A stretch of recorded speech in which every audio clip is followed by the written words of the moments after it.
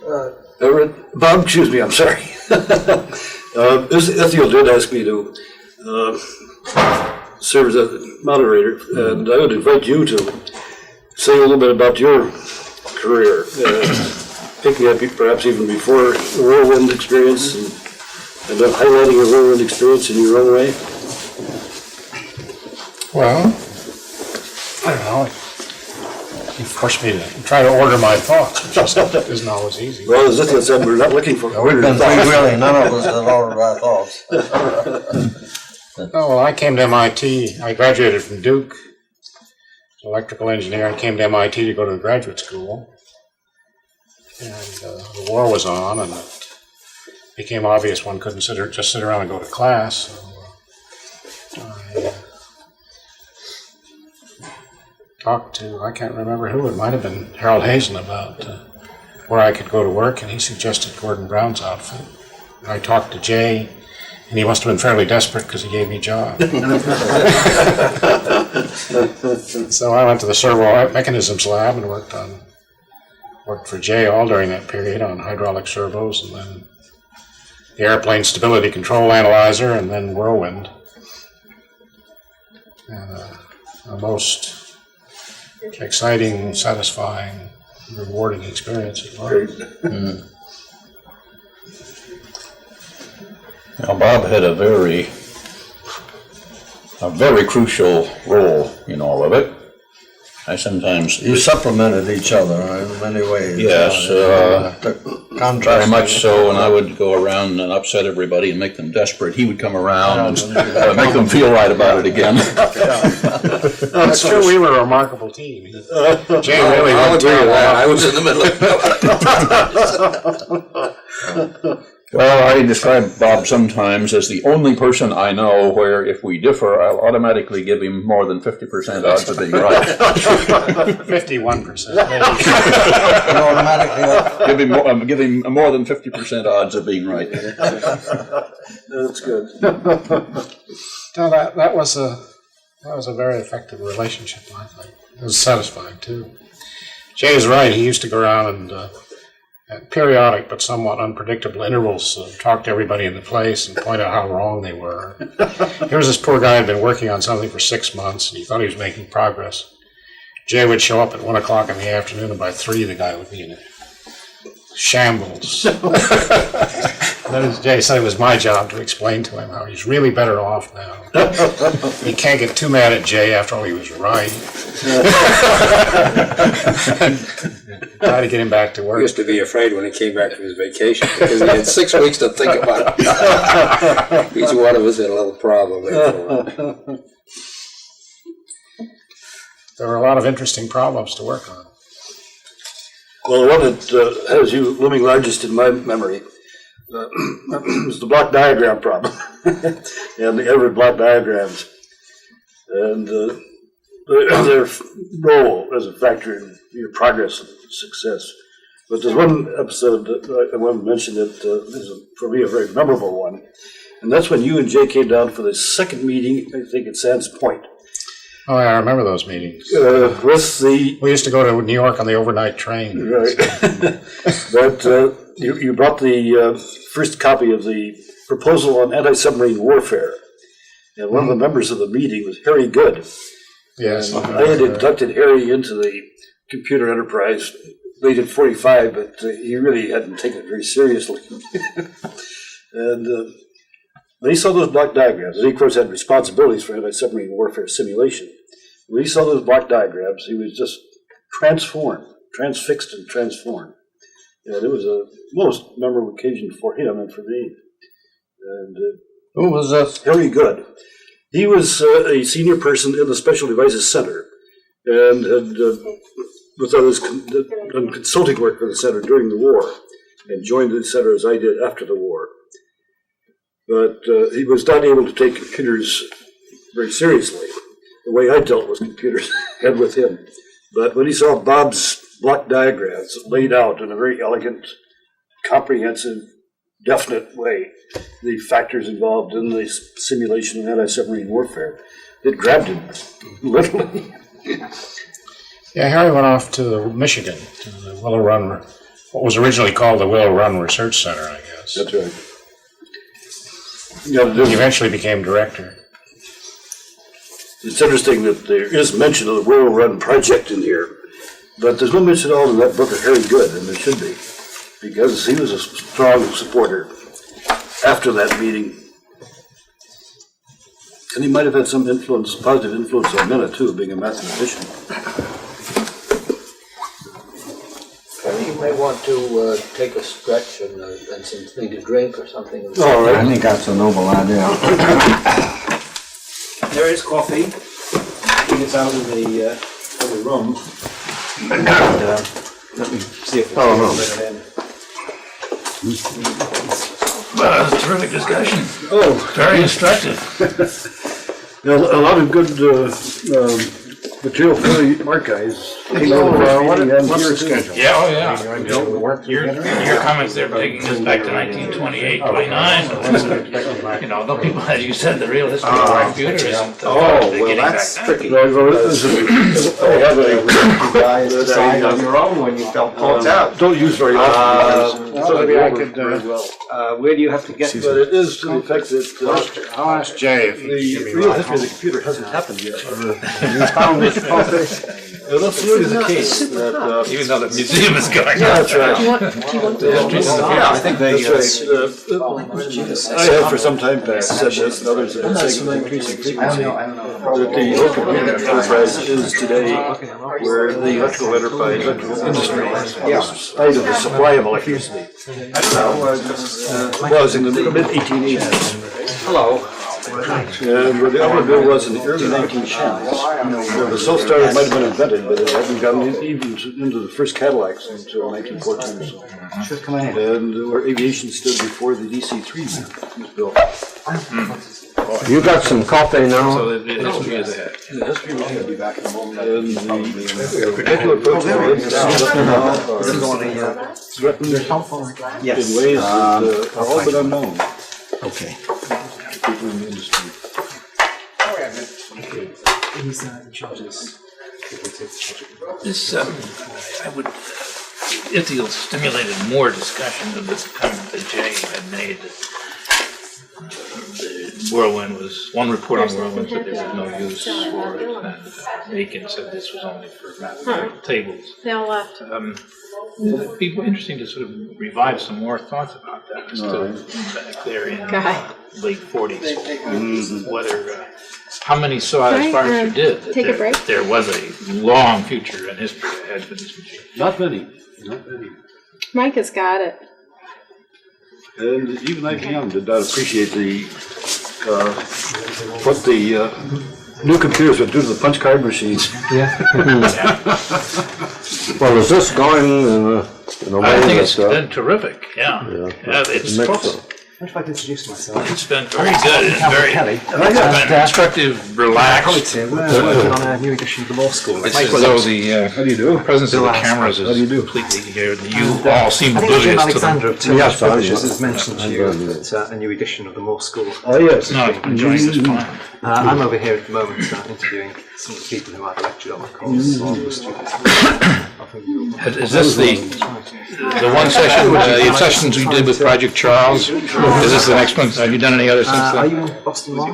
Well, I think we're night. And Yeah. we'll be heading back to New York by midday tomorrow. Try to get out before the crowd. Do you need to get in? Am I blocking it? This is going to be valuable material for the MIT Don't think you go to archives, I Arkman. think. Is that very near to? Arkman? Yeah. How far would that be? It's a covered suburb. We have a couple of comments. Is that so? Yes. I don't know that I'm doing the last course this afternoon. North of, I have to pace and myself. it's Right. 25 minutes out on the train. When you're tired, just, Armonk is a taxi, about 15-minute taxi. Move on out. Right. You're in central New York, right? Oh, yeah. Yeah, so I found out we could do the two in a day, doesn't it? I'll be there on Monday, Tuesday. Back up here Wednesday and Thursday. No, well, we'll be there. Tuesday would probably be the best for us. Would you say it's that? Very interesting. Should we make a particular time? There's a particular place. We're liable not to lose our way. Sorry, lose our way.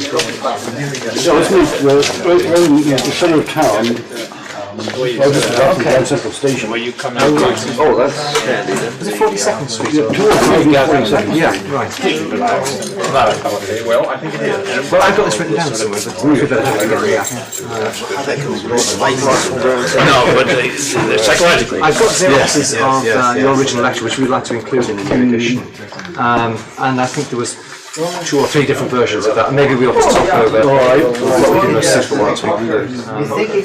Things we just set your mind turning over in the right frame. Really, things we really want to talk about are how you came to advise on the course, and what your understanding is of the impact on the intended.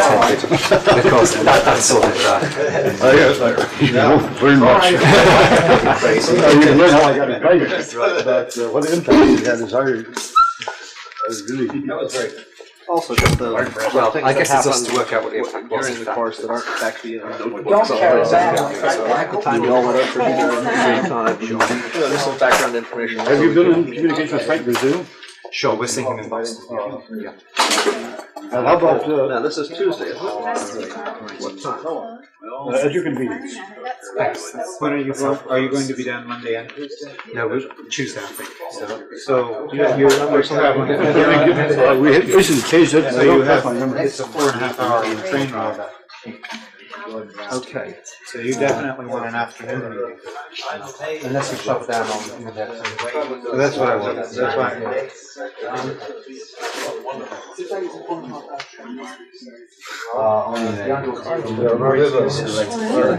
I'm reading reports on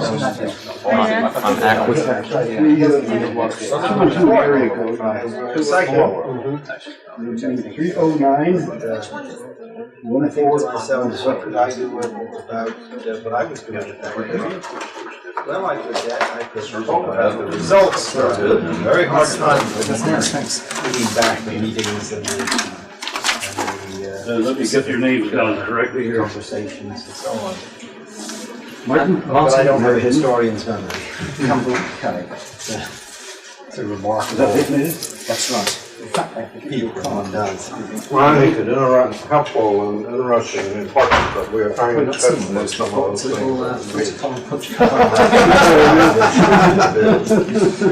I've been trying to search out those I'll give you that one. Thank you. practices and procedures. How you doing, Norman? It made this a very special kind of research. I know.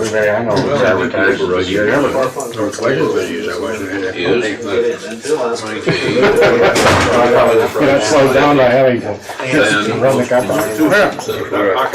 Can do almost anything he wants to do if it's honorable. Very good. Look forward to it.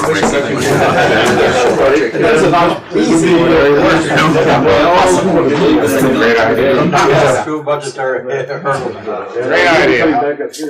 Being honorable is not easy, but possible. Well, those meetings too rather difficult. I think I'll 25 years old. I think we'll try to Yeah. If you want to certainly see Tuesday morning. I think we're losing some of that. Quarter of a century. Much less true now Yeah, than I it guess was, you you expect say. that I hope that will be All those years online. bouncing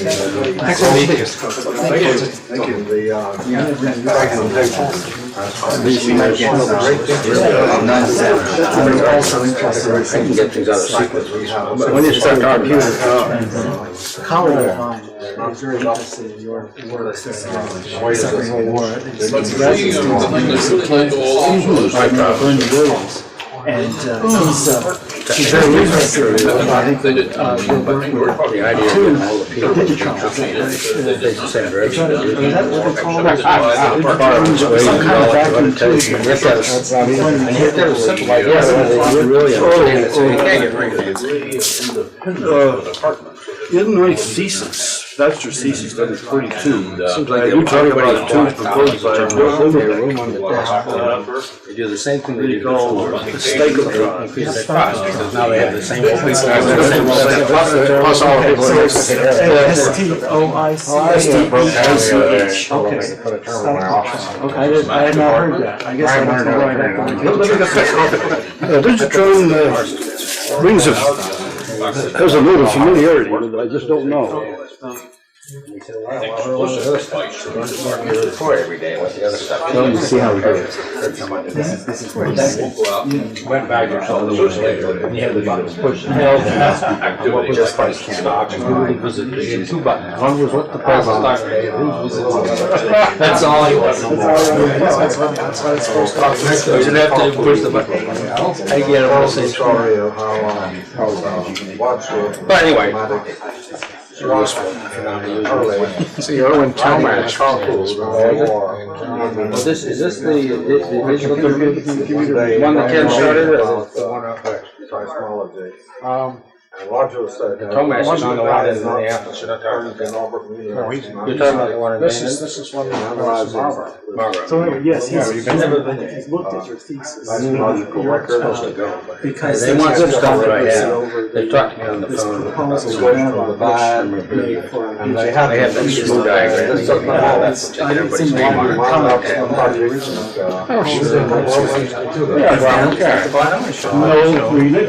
They said, I'll go next week. And it's There is an important memo. I moved back to It's the 1937 not on the water. I almost lost that other one. A mile away.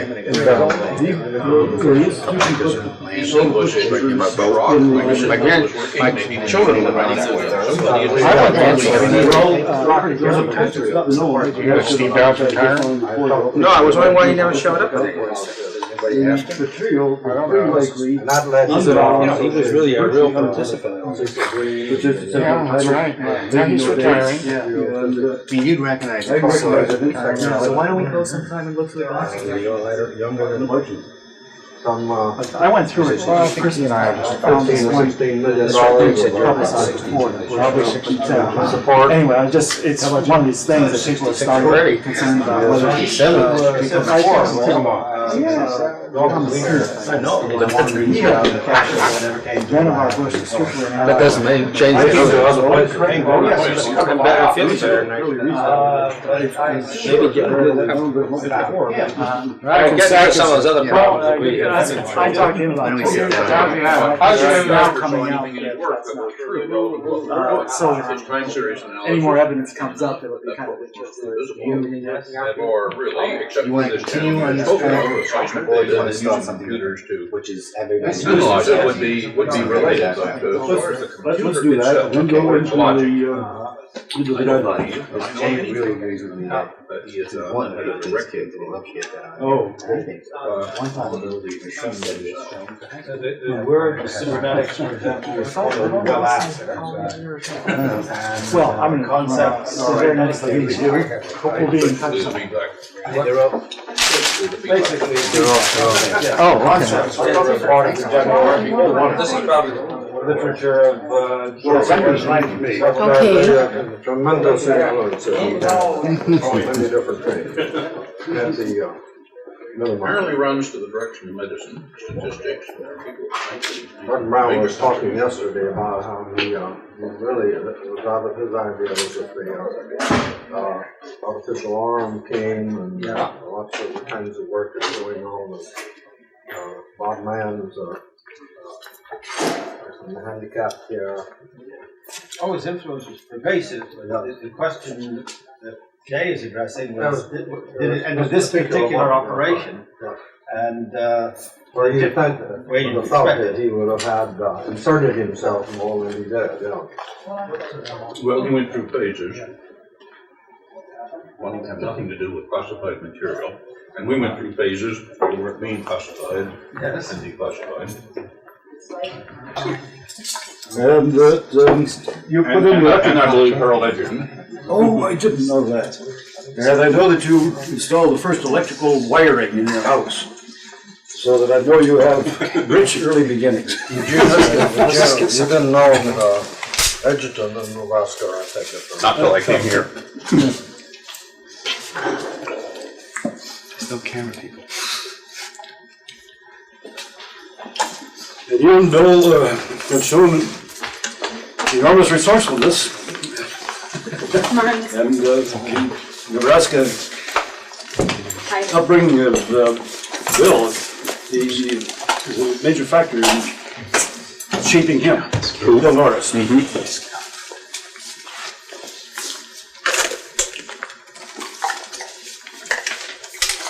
Well, I've always considered, are we registered? Yes, we're all set. I have always considered that early background was indeed of a great deal of importance. It starts on a cattle ranch in Nebraska, where my father was the first homesteader, the first private owner of the land. We're that close to the American frontier. All of the neighbors when I was small were the first private owners, the original homesteaders. And I went to a one-room country schoolhouse, where, as I say, the barn is bigger than the schoolhouse because the horses are bigger than the children. The children all rode horses to school because, in general, they lived beyond walking distance. 8 grades taught in one school. My father had graduated from college and gone there to homestead, and to earn some cash money had taught school for many years in the country, country schools. My mother taught school for a number of years, not after I was born apparently, but my father taught school until I finished the 4th grade. I studied 1st and 2nd grade at home under my mother, even though my father was teaching school in the country still. And then he taught school that I went to in the 3rd and 4th grade, after which he stopped teaching, and I continued through the 8th grade. And it was in that school that, in a sense, I came in touch with technology, if you like, because it was the custom for the country schools to receive in the fall a wooden footlocker, maybe 3 feet long, 2 feet wide, and 2 feet deep, of a miscellaneous assortment of books from the Nebraska Public Traveling Library. And these were available throughout the year, essentially the same box. And usually there would be a box on how to make doorbells work, or how to build a battery out of zinc and the right chemicals. In other words, the science of the time as it existed in that kind of a location. And I must say I found this a great deal more interesting than cattle or horses or repairing fence. So I got as much time for that sort of thing as I could. And through those years, did a number of interesting things. I ended up building a Tesla coil with sparks a foot long out of a Ford Model T induction coil, and the rest of it that I made myself. The old automobiles were really much more useful to the budding scientist than today's. The original Model T Ford had the vibrator induction coil, which you could set up to make 30,000 volt electricity on a steady basis. It also had in its magneto an array of permanent magnets that had rather endless uses, all the way from making chisels and hard steel tools out of them to electrical things. And then the old Dodge automobile, probably built in the 20s or before, had a 12-volt ignition system. And it had a combination starter generator, which was a machine heavy enough to start the car, and also used as a generator, and about the size of what you would now think of as a 1-horsepower motor, and as rugged as it could be. And I did a number of things with those along the way. When I was a senior in high school, I built a wind-driven electric plant, which was the first electricity we had on the ranch, which served for a period of several years. And so this modern interest in solar and non-fossil fuel energy, I have been through this cycle already. Very good. But the old Dodge generator was the generator used on that. I also used one as a welder. It was a sturdy enough machine that you could belt it to a tractor You could load it to the point of almost stalling a tractor engine, and you could turn out of it enough electricity to do arc welding with if you poured water on the commutator to keep it cool. So these kinds of things led, had been a steady interest, and I was much more interested in the mechanical machinery side of the ranch, and on the whole, my father allowed and encouraged this. And the importance of it, I think, when you put it up against something like Whirlwind, I describe the importance this way. After a long enough period of taking things that are frontier for your experience, never mind where they lie in other people's experience, but when you are dealing with things that are frontier for your own experience and beyond what you have experienced before, you carry these through and you fail in some of them, and you succeed, and you progressively succeed in them. And I think it's important to develop a sense of where the edge of the cliff is. How much can you do? What can you succeed? How close can you go to the edge of failure and not fall in? And I think it's the reason I dwell on that kind of experience and a whole sequence of such things is that they give a sense of reality, a sense of confidence in the reality. It allows you to judge, to calibrate yourself on what you can do and what you can't, and also what you have to know in order to carry something through. It's always been my feeling that if you take any particular idea, a computer or otherwise, in the hands of a very large number of people, it would not succeed. In the hands of somebody else, it does.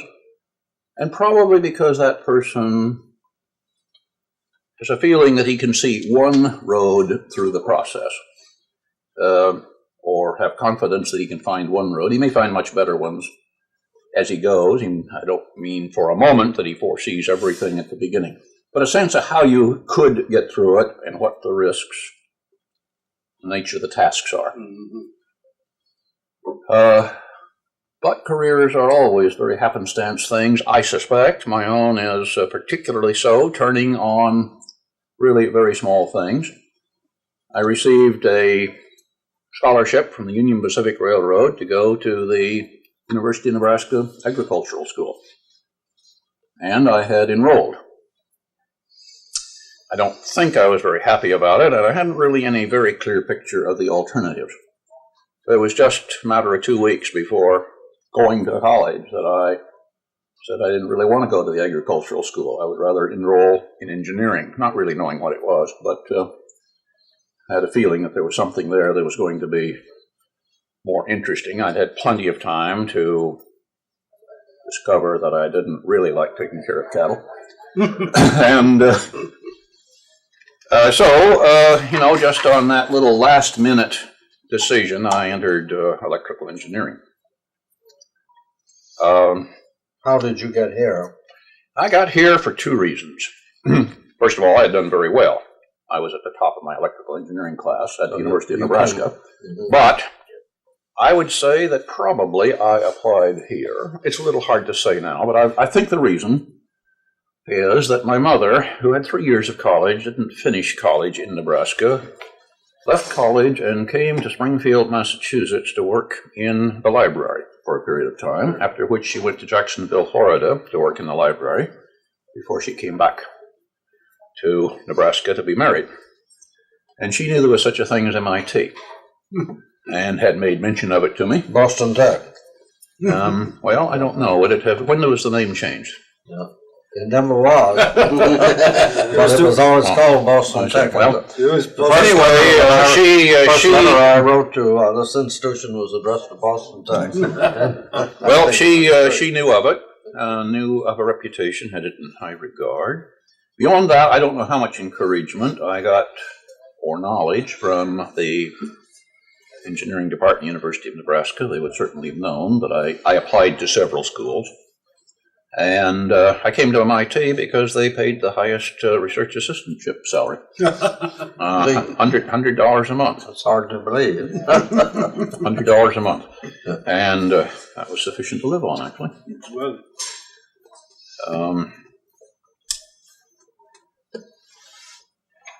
Let's see, what else? Well, electrical engineering, as a field, of course, is very relevant.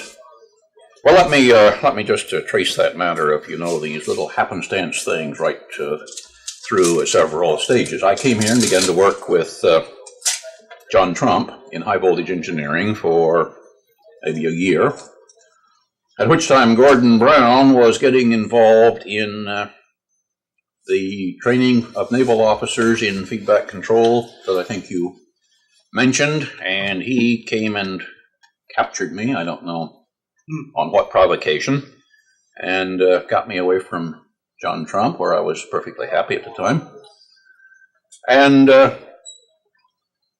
again to move into the sort of mechanisms laboratory, which has led to a number of things. It led through into the analog computer and then into the digital computer. But the feedback control laboratory, of course, is absolutely central to what I'm doing now in economics and the behavior of corporations. So that thread jumps over the computer and comes back into what I am now doing. The computer work led to combat information centers, which, as we've already discussed, led to the Lincoln Laboratory. And as we're coming to the end of the design and development, and the first center of the Sage Air Defense System had been installed, I was coming to a point where I thought it was time to do something else. We had cast that system in enough concrete, both literal and figuratively, that its direction was set. I was beginning to think of other things. And the first inkling of the possibility of coming to the management school was in the hall of the Lincoln Laboratory when some delegation was visiting, and I found myself walking down the hall with Jim Killian here. And he said, "Have you thought about the management school at MIT," or something to that effect, which I hadn't. And I think that's all that was said. I don't know what happened next, but it turned out that Eli Shapiro and Ed Bowles picked up that thread. I don't know quite how it occurred, but it was Eli Shapiro and Ed Bowles of electrical engineering that worked with me for about a year, planning what we could do and planning the getting of funding from the Ford Foundation to launch what is now the field of system dynamics and the work we've done in corporate policy and economics. Struggle to get funds, I remember. So, do you want to pick up anything back out of that? I've just touched lightly on some of the background. Well, it's extremely interesting, and I certainly commend you for all that you've accomplished, beginning with the generators. What you said struck this note, struck this chord. Fortuitous occurrences, chance occurrences, the massive effect they can have. Remind me what you would put the center of the stage, in your own experience on that front. Chance, the role of chance, really. Fortuitous occurrences that had powerful influence. Yes, although I presume that you have to be open to those chances and ready and willing to change. And I think there's another thread that runs through all of this, the willingness to change. I see in research groups. May I selfishly introduce a footnote on that, the willingness of this institution to back you up in that change. Yeah. Well, this is a lot of economists and other people are surprised. Well, this is a characteristic of MIT that sets apart from many institutions what I would call a willingness to back change, a willingness to not immediately judge that a new idea is a crackpot idea. And beyond that, an institution with what I call a free enterprise internal environment compared to what seems to be true at many academic institutions. And to put it kind of briefly and oversimplified, at MIT, a person can do almost anything he wants to if it's honorable and he can raise the money for it.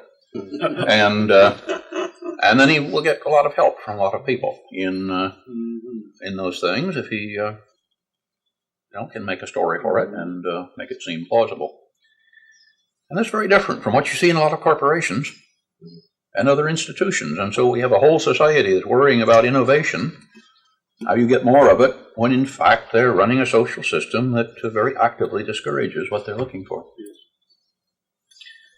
Thank you very much, Jay. Extremely interesting. Ron? Well, I came from a rather different background. I was born and raised in Yonkers, New York, next to New York City. My father was a consulting civil engineer, and a successful one. He was the engineer for Cambridge, for instance, for a long time, in Portland, Springfield, and many other places in the area. And I guess I always grew up thinking I was going to be an engineer. On weekends, amusements consisted of getting in the car and driving off to some filter plant or something my father was designing, climbing all over it. And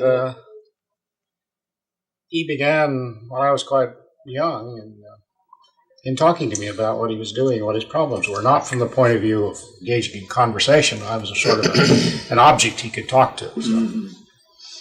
And I began not knowing what he was talking about, of course. But after a while, glimmerings appeared. I still remember when I was about 10 or 12 or something, he was explaining some problem to me, and to the great astonishment of us both, I told him what the answer was. So I grew up expecting to be an engineer, but I had some revolutionary characteristic, I guess, because he was a waterworks engineer, and he had a heart attack in the 30s, just about the time I went to college. And in those days, when you had a heart attack, you were essentially put on the shelf. So he sat down and spoke to me, and he said I was going to college, and if I wanted him to, he would keep his company going until I got out, and then I could go to work in it and see what happened. And with all the blithe disregard of youth, I said, it was all very well, but I wanted to be an electrical engineer. And he said, fine, he sold the company.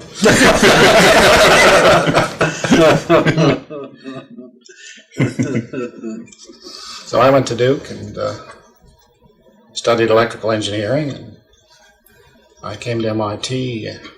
Actually, I didn't know what I intended to be, but that famous recruiter from GE, what was his name? Whitney? Willis Whitney? No. I know what you mean. Coolidge?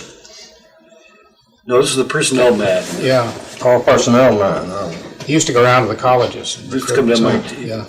And he talked me into coming here for 6A as a graduate student.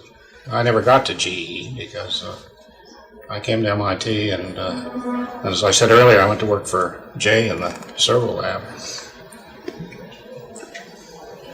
And I don't know, it's just, I've only had one job in my whole life, I guess. The servo lab turned into the digital computer lab, and the digital computer lab turned into the Lincoln lab, and the Lincoln lab turned into the MITRE Corporation, and I'm still there. Not that the character of the job hasn't changed a great deal in those years. It is extraordinary continuity, though.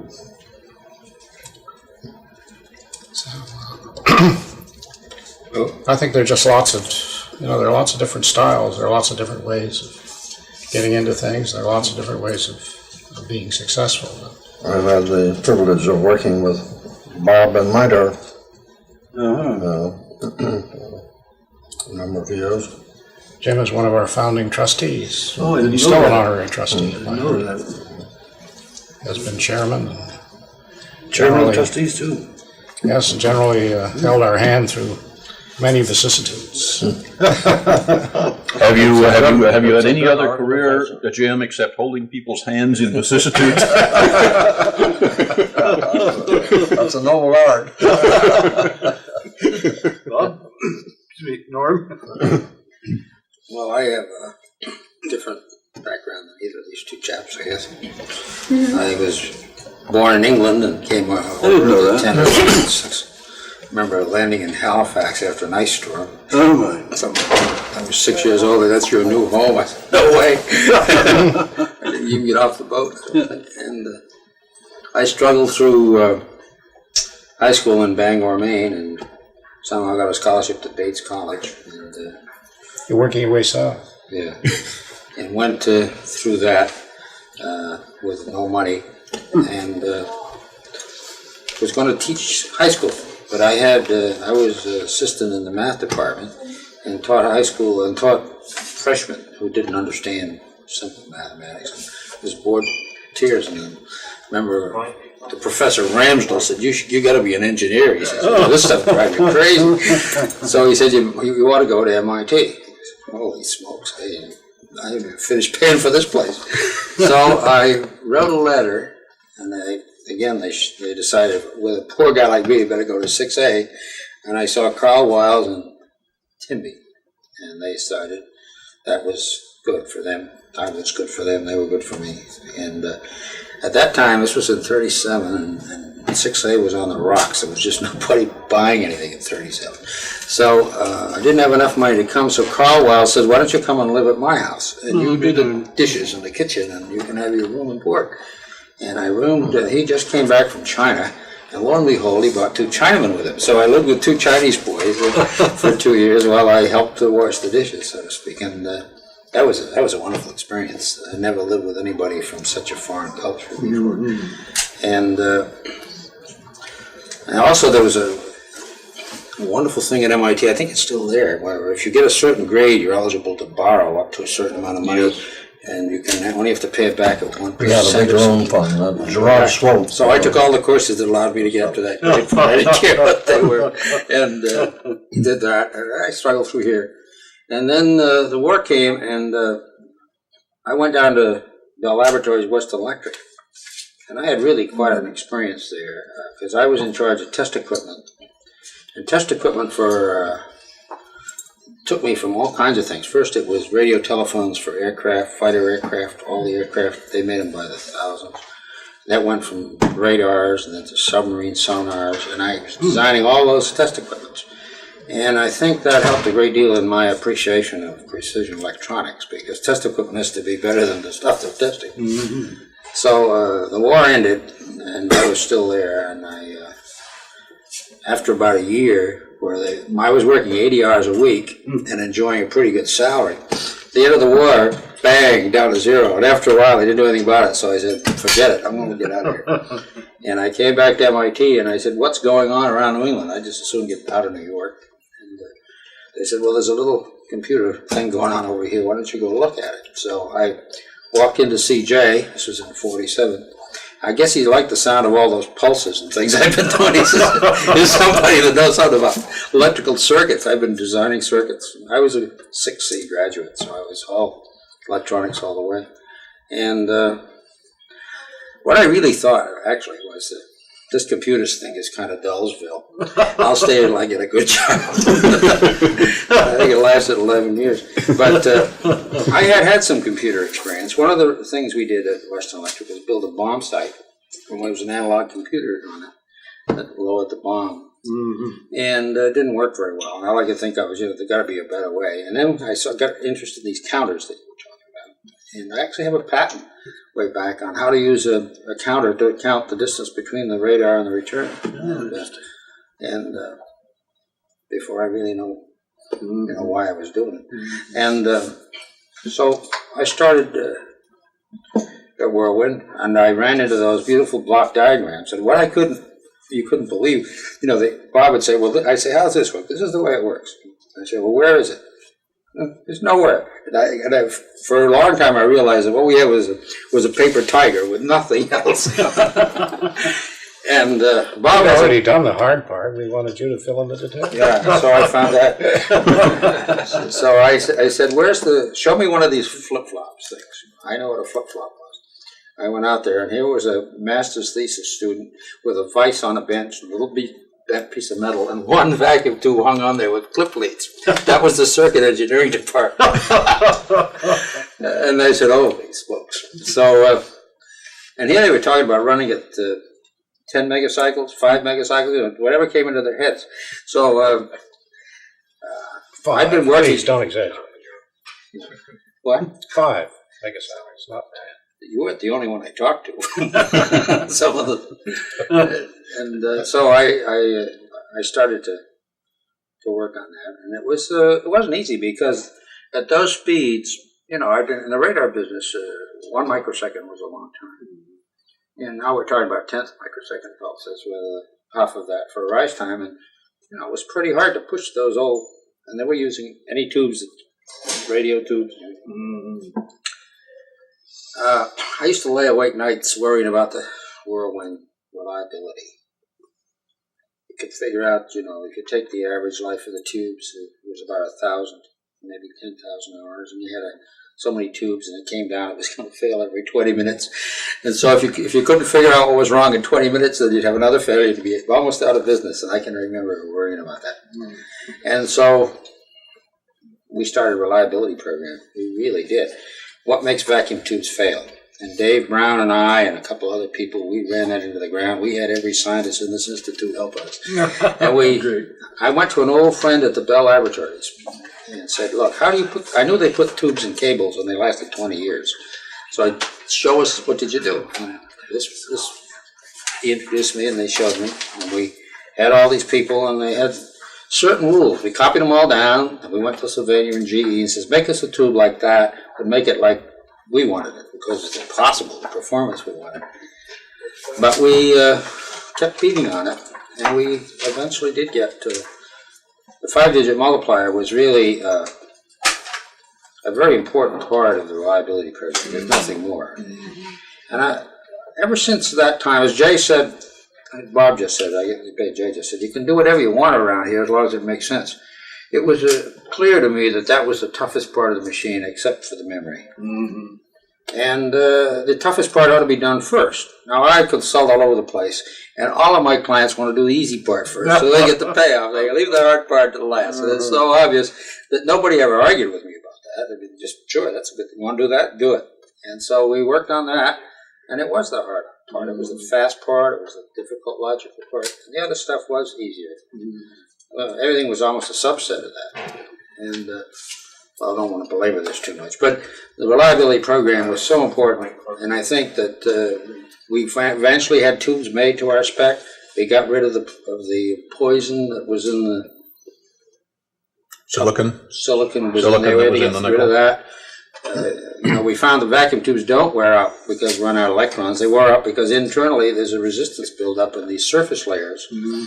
And we had to get rid of that. And we did. And that, the whole reliability program of computers came out of that work. And then we started on Whirlwind 2 after that, and, which was the beginning of the Sage computer. Incidentally, that chart doesn't have the FSQ7 on there, which is the biggest one we ever built.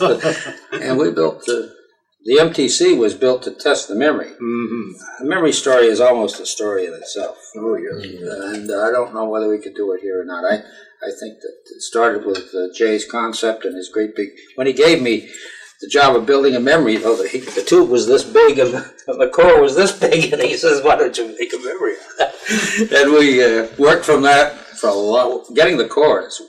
What we did with cores with Dave Brown and a dozen other people from the physics department was really the guts of making them. And there's two choices. Are you going to be here on Wednesday? No. Oh. Well, then there's no time limit. It's all up to how tired you get. So if you want to get into the core, which of course is terribly important, why not discuss that now? Unless you had something else on your agenda at this particular point. I did commit myself to cover some of these points in your outline too, and I'd like to hear Jim's early years. Yeah, then we can get back and perhaps start again. Well, I was going through, what happened to me, not what happened with the chorus. Look, I'll hurry it up. But Don't hurry anything up. Take your time. anyway, the Sage thing became quite an important part of my life. I went to IBM. I was a representative on that project. I guess I was the manager of it. And some of the people went over there, Ken Olson, Gus Bryan, and we lived there for 3 years. And we signed every drawing.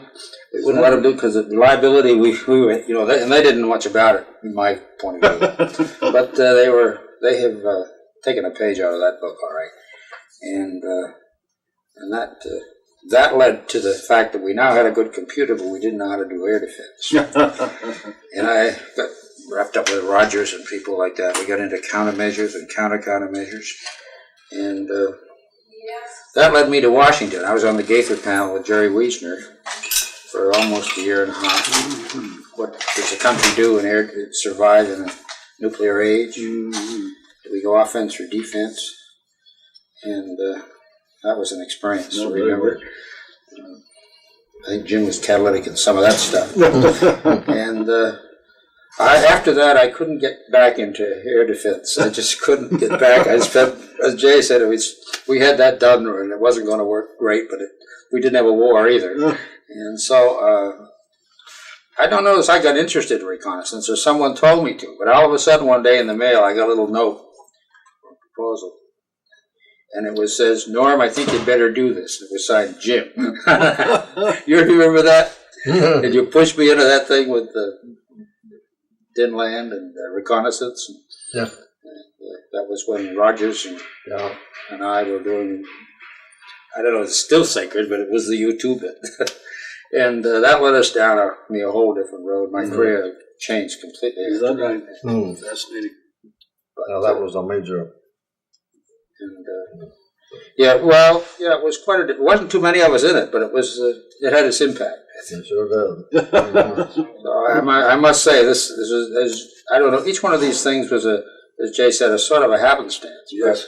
Each one led me into a completely different paragraph in my career. Incidentally, that led me to ITAC when that was in reconnaissance.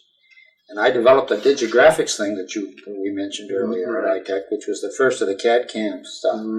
Bill Norris bought it, and I went out was his assistant for 3 years. I didn't realize so I closed the loop on the earlier work. Were you in ITEC in the Leghorn era? Dick and I were classmates at NYU.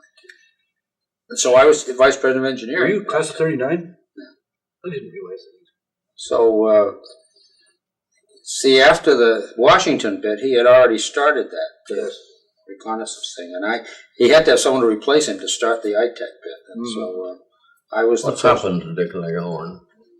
He's had a lot of trouble with his health, and you may have heard that. And Yes, I went to. Then he went through some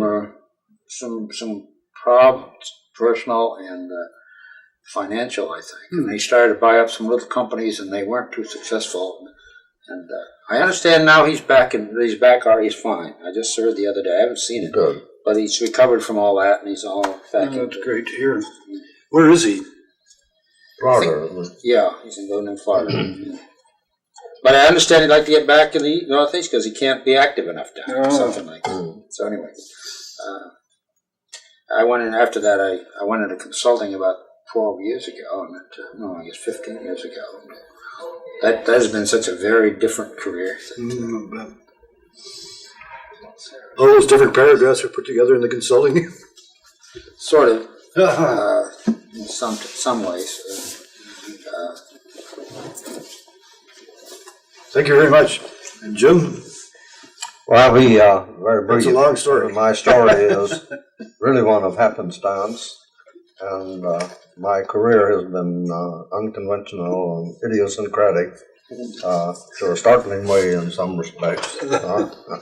I was born in South Carolina, reputedly in the little town where the governor of North Carolina said to the governor of South Carolina, "It's a long time between drinks." And I went to Southern public schools and found them good, better than the recent kind of reports that we've been getting describe public schools. I wound up at a private school, Macaulay School in Chattanooga, which was a very good private school. And then finishing there, I went to Duke University. So Bob and I both went.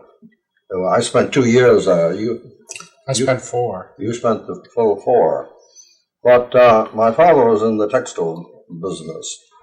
And incidentally, I worked 5 or 6 summers in a textile mill, part of it in the machine shop, doing kinds of things that happened. And I remember we had to deal with cordless engines and that kind of equipment in those days. But this company that acquired the mill that my father was head of down south at that time acquired a textile complex up in North Adams, Massachusetts, and asked my father to come up to try to get it on a profitable basis. And at that time, that man named Dusser, who was an MIT alumnus, talked to me and talked to my father and said, "Why don't you come up to MIT where you'll get a better education?" I was aiming then, and I think my father was aiming that I would go into the textile business. As a matter of fact, in 1926, I had accepted a job with the Goodrich Tire and Table Company to leave the institute. Well, here at MIT, I was ill prepared and in many ways an indifferent student, but very active in a variety of things. And one of the activities that I found a great deal of pleasure in was being on the staff of E-Tech, the undergraduate newspaper. And in 1926, I became editor of E-Tech and found myself writing nasty editorials about the administration of the institute. Whereupon I received calls to come and visit the then Associate Dean of Students, Lobdell. Oh, did you? And Lobby had an adroit way of telling youngsters that they were jejune and didn't know how to conduct themselves maturely and whatnot. But curiously enough, we became good friends. And he invited me while I was editing the tech to write a monthly column for the Technology Review on undergraduate affairs at the Institute, which gave me wider scope to my journalistic interest and abilities. That led me into contact with not only him, we became very active. He was a very extraordinary and very adroit administrative officer at the Institute. This is who? Lobdell. Mm-hmm. He became Dean of Students.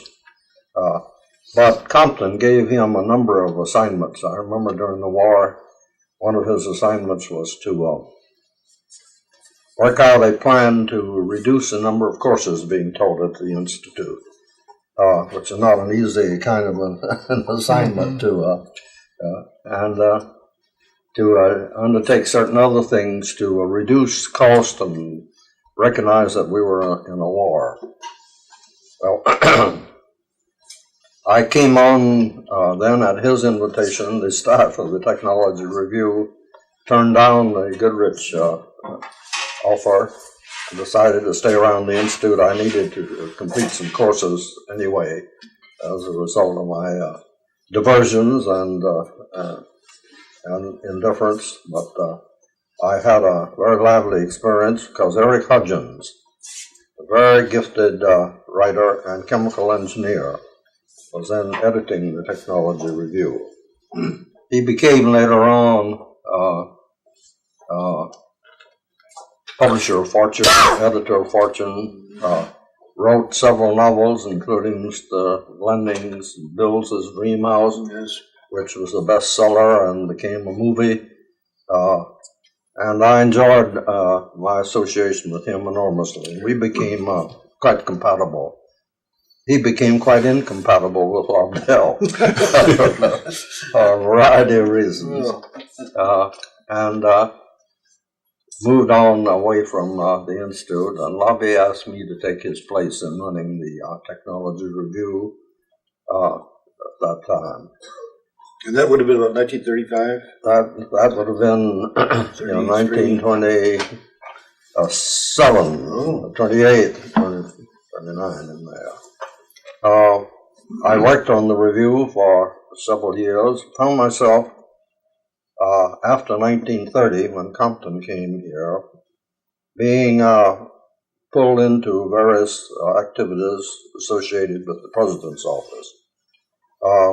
Compton had a campaign on to publicize the Institute. He felt that we had not told our story adequately, and he asked me to undertake the editorship of a group of monographs on different departments at MIT that could be distributed, particularly to attract graduate students to the Institute. I began to learn a lot about the Institute and work with the departments in these series of monographs at that time. I came to know Bush quite well, and Bush used to come in and spend the time of day and talk about his ideas on how to make a real educational program out of what existed at the present time. And he loved to have someone to talk to about his ideas for inventions. He would always wind up by saying, "I can't help inventing," and he would describe some work that he was doing or some gadget that he was involved in. I remember going with him down to his place, Cape Cod, once, where we took down a bunch of fruit trees to be planted on his place, and spent almost an entire day talking education. Those are very pleasant things that occurred at that time. The result of this was that I became involved in Institute affairs in an unpredictable and unexpected way. And in 1939, when Bush decided to accept the invitation to be president of the Carnegie Institution, he advised Compton to recruit me to come in as a young staff member in the president's office. And said to pick up some of the things that he'd been doing. Compton already had selected Moreland to become head of the Department of Electrical Engineering, which Bush had been. I mean, to become Dean of Engineering, which Bush had been. And that took care of that part, but I picked up the minor pieces of Bush's activities. It was quite a startling experience to move into Bush's office.